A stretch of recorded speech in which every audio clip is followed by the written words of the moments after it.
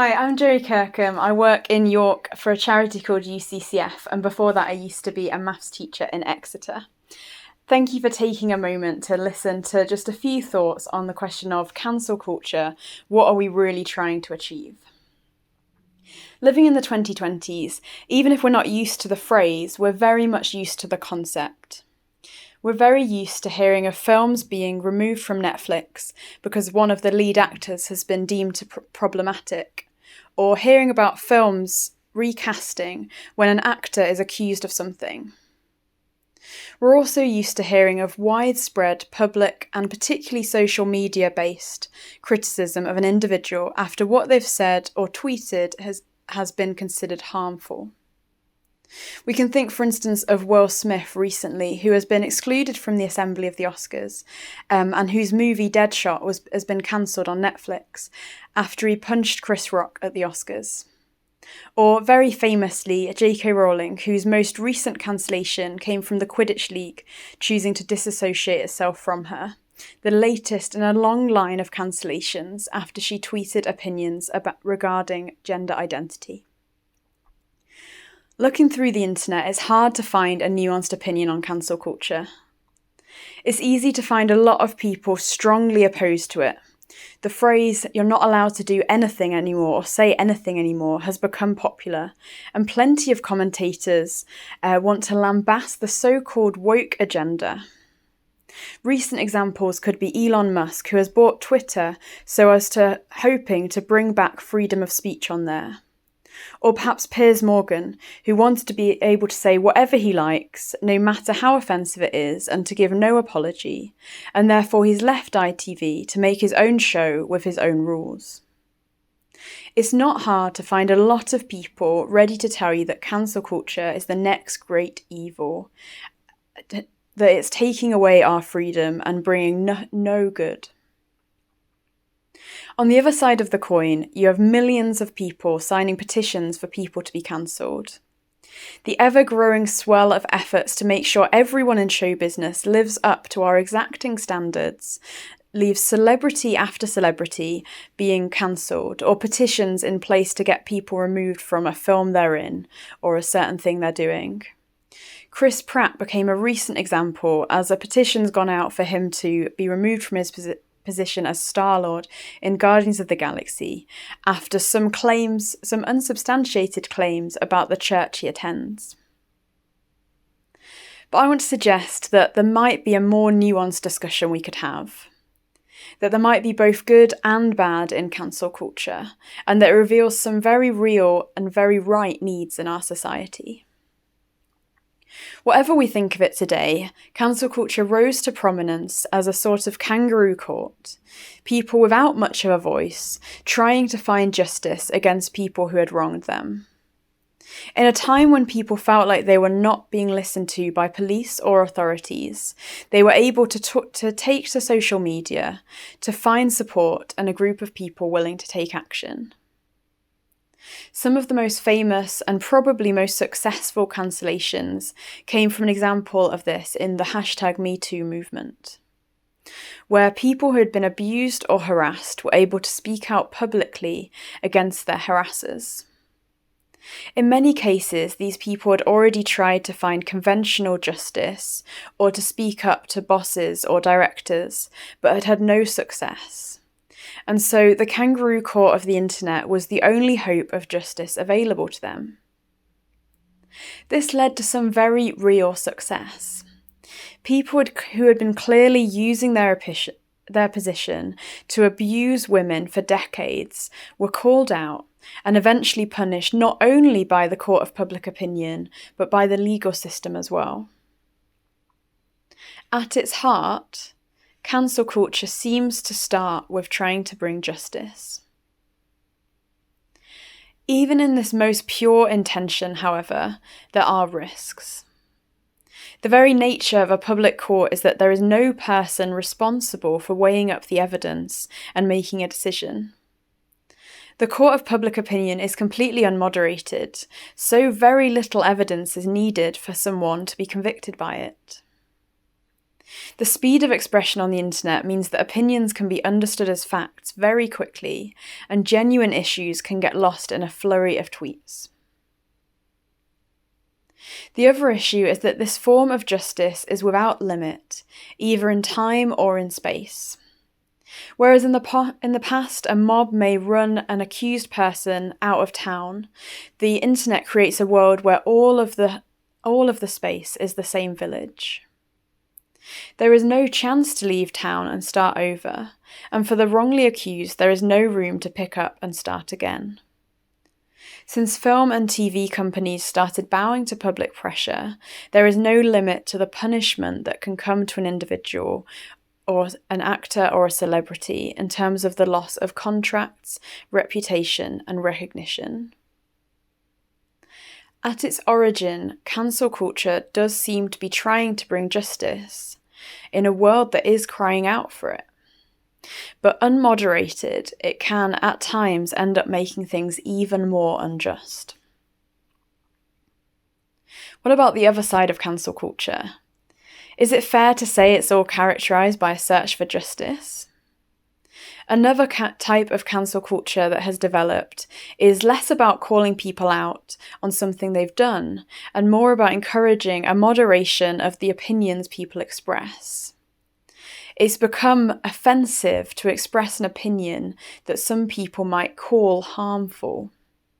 A great example of this would be, as we mentioned earlier, the reaction to J.K. Rowling in the last 2 years. In 2020, she was effectively cancelled after voicing opinions regarding gender identity. A situation that all began with her tweeting in support of a lady who had lost her job for expressing certain opinions on this topic. That then led to an overwhelming change in public opinion, and many colleagues publicly distancing themselves from her. As I mentioned at the beginning, the most notable recent example being the Quidditch League, a sport created entirely by Rowling, choosing to disassociate themselves from her because of what is considered an offensive and harmful opinion. Here we see the other side of cancel culture. Rowling is not cancelled for an action or anything she's physically done, but for expressing an opinion on Twitter. That opinion which has now been considered to be harmful. Realistically, J.K. Rowling can afford to be cancelled.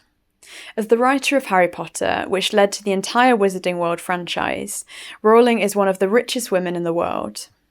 She's also the creator of a story so popular that even when fans are unhappy with her, they are unwilling to leave behind the world she created for them. But the cancellation of J.K. Rowling has done more than just make a dent in her popularity. Seeing Rowling, previously a champion of feminists, cancelled for expressing her opinion has the effect of making anyone who is less wealthy, less secure, or less well known afraid to speak, even if they do agree with her, or maybe too afraid to express a different controversial opinion they might secretly hold. If even a woman who is that well known for her progressive opinions can be cancelled for holding one opinion that is deemed wrong, then how can anyone feel safe to speak? We might agree that there needs to be some boundaries on what is helpful to share in the public sphere. But is it right that these boundaries should be so narrow that no debate is allowed? If cancel culture wants to create a world that is safe, where people are safe from physical and safe from emotional harm through what others say, then we have to ask, is that really what's being created? Or are we really creating a restrictive landscape in which there's no room for disagreeing on opinions, that there's no room for saying, I agree to disagree with you, and continuing to show love, no matter how much we might agree with someone's personal perspective? So what is the solution? I want to suggest that there is an alternative. The Christian hope offers us a reality that not only searches for justice and perfection, but that offers forgiveness rather than cancellation. The more people we cancel, the more we're trying desperately to make a perfect world. We can cancel and cancel and cancel until there's no one left but ourselves. But the problem won't have really gone away. The problem lives within all of us. No matter how hard we try not to offend people, not to say the wrong thing or even think the wrong thing, we will always mess up. We think of J.K. Rowling having that opinion that so many of us consider harmful, but if we think about ourselves, we know there's probably opinions we feel and we believe that others in the rooms we're in would find harmful as well. No matter how hard we try, we always say stuff that upsets people, even the people we love most and the people we get on with best, let alone the people reading our tweets on the internet who we've never met and don't understand the perspective we're coming from.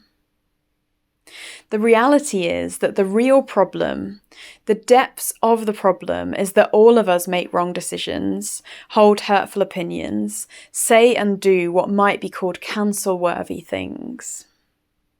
The God of the Bible offers us a perfect world, one day, in the future. But he doesn't say we get to that by cancelling everyone who deserves it. Because let's be honest, if that was the way in, none of us are getting through the door. Instead, the God of the Bible says the way into this perfect world, this world of justice, is through forgiveness. God cares so much about justice that he came to earth in the person of Jesus Christ. He lived a perfect life on earth, talking to all kinds of people, hearing all kinds of people's point of view, being willing to offend when offending someone meant helping them to realise their faults, being gentle and caring with all who needed it, especially those society rejected. After that, he allowed himself to be subjected to one of the most famous courts of popular opinion in history. Despite the lack of clarity in the witness reports and the exception of a fair trial, a groundswell of public opinion called for Jesus' cancellation, his death. Even though the witnesses were telling different things about what he was supposed to have done, it was still decided that he should be cancelled anyway to make the people happy. Jesus allowed himself to experience that cancellation, to experience the loss of his reputation, the loss of his freedom and his dignity, and ultimately the loss of his life, so that by doing this he could take on the punishment for all those wrong things we do. And by taking on that punishment, he made a way that we could be forgiven. He made a way that we could accept that punishment and say that we could accept his forgiveness and his punishment in our place. By doing that, he made a way into the perfect world that God promises us, so that one day we can get there not through cancellation, but through forgiveness. I've raised some pretty big issues, and I'd love to invite you to explore this a bit more. Why not have a chat with the people that you're here with? Why not discuss with them some of the questions I've put in the comments and some of the quotes, and talk a little bit more about what you think about whether or not this Jesus really does offer a world of more justice and more perfection than anything we could get to through cancelling or through calling people out. Thank you.